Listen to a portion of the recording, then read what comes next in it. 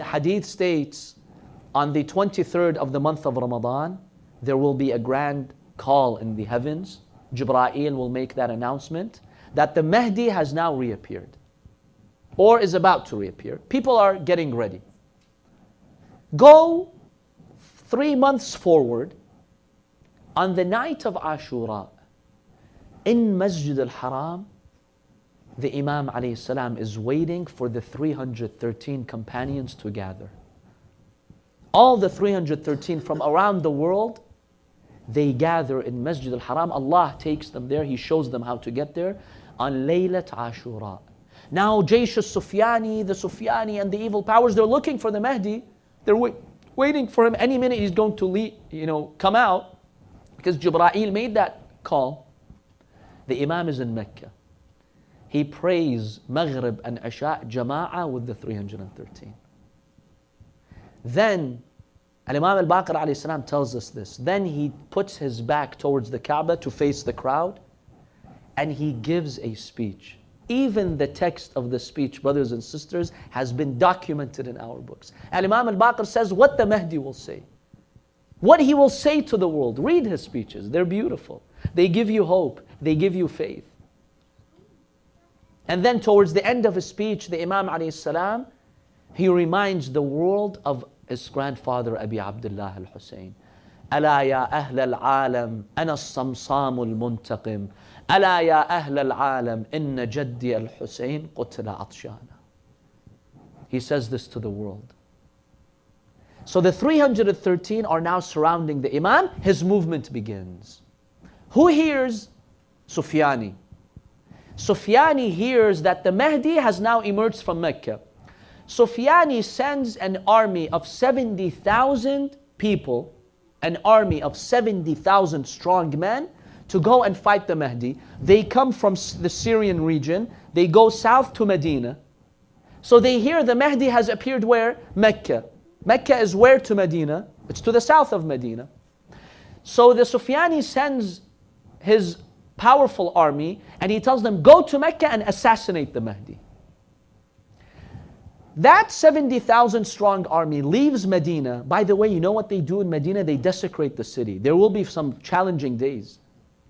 The hadith states anyone whose name is Ali, Fatima, Hassan, Hussein will be massacred by the army of Sufyani. Allahu Akbar. They're going south to Mecca. They reach an area called Bayda. It's not too far from Medina.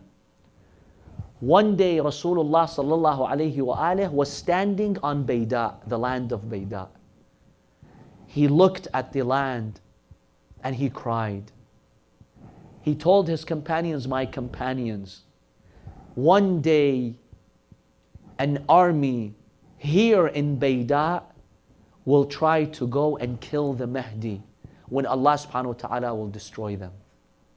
How does Allah destroy them? Allah sends Jibreel to that land called Bayda. You have 70,000 of the army of Sufyani.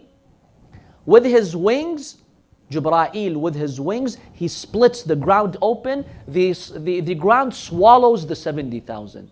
Al-Khasfu bil-Bayda. That is one of the signs of the reappearance of Al-Imam al-Mahdi. And it is a definite sign. Min al-alamat al-hatmiyya.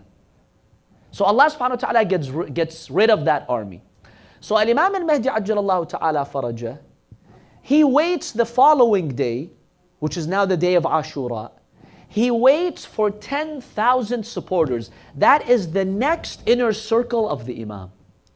The very close ones are 313. And 50 of the 313 are women, by the way. 50 of them are women. The Imam waits for his next second circle of supporters, which are 10,000. Once they join, these people are very faithful, but not as high as the 313. They come, they join the Imam leaves Mecca. He goes north. Now the army of Sufyani is no longer in his way. So the Imam alayhi salam goes north and then he makes a northeast turn towards Iraq. On his way to Iraq, the armies of Yamani and Khurasani join the Imam ajjalallahu ta'ala farajah. They come, they pledge him allegiance. The Imam first goes to Karbala. Something emotional happens in Karbala, not to mention it now. He goes to the grave of Imam al-Hussein alayhi salam. and he showed some of the oppression that happened to Imam al-Hussein. Then he goes north to Kufa, because the headquarters, the capital of the government of Imam al-Mahdi is in Kufa. That's the capital of the government of Imam Ali alayhi salam also. So he goes to Kufa, he establishes his government there. Then the Imam Ajjalallahu ta'ala farajah is given instructions by Allah subhanahu wa ta'ala to go to Palestine. So the Imam departs with his companions and they go towards Palestine. On his way, as Sufyani tries to stop the Imam, he fails to stop the Imam. Allah grants him victory, he goes to Palestine, and the Imam liberates Palestine from occupying forces. We don't exactly know who they are. The hadith does not specify who they are, but it says occupying forces in Palestine. The Imam will liberate Palestine from them. Now, up until this point, the non-Muslim world is just watching. They don't get involved yet. Yes, some Muslims like the Sufyani and others, so-called Muslims, terrorists, they try to stop the Imam. But the Christian world, the non-Muslim world is just observing here. They're like, this is a Muslim thing. Let's not get involved. When Imam al-Mahdi ajjalallahu ta'ala farajah liberates Palestine, now the lobbies start mobilizing Western powers or non-Muslim powers, and they come to fight the Mahdi. They mobilize their armies, they come to Palestine, they want to fight the Mahdi now. Imagine this scene, the whole world is watching, massive armies are just about to fight the Imam Ajjalallahu ta'ala farajah in Palestine. Right before the war starts, something miraculous happens. What happens? Suddenly Isa ibn Maryam descends from the heavens with 800 supporters. 800 of his companions. He descends from the heavens and he comes down. Now initially it seems the Christians are confused. On whose side is he? Maybe now he came so we can get rid of this Mahdi. Some of them do think that. Even until today, listen to some of their priests, they talk about the Mahdi being the Antichrist. Yes, I've seen a speech by a very influential reverend who says this Mahdi is the Antichrist whom Jesus will kill. So they have this idea. So Isa alayhi salam comes, the world is now anxious. What's going to happen? So the Christians think he's going to side with them to kill the Mahdi. They're observing. Isa alayhi salam walks to Imam al-Mahdi ajjalallahu ta'ala farajah. It's the time of Salah now. In Jerusalem, in Palestine, in Bayt al-Maqdis. What happens? Al-Imam al-Mahdi ajjalallahu ta'ala farajah tells him, Ya Ruh Allah, out of humbleness. He tells him, lead the prayer.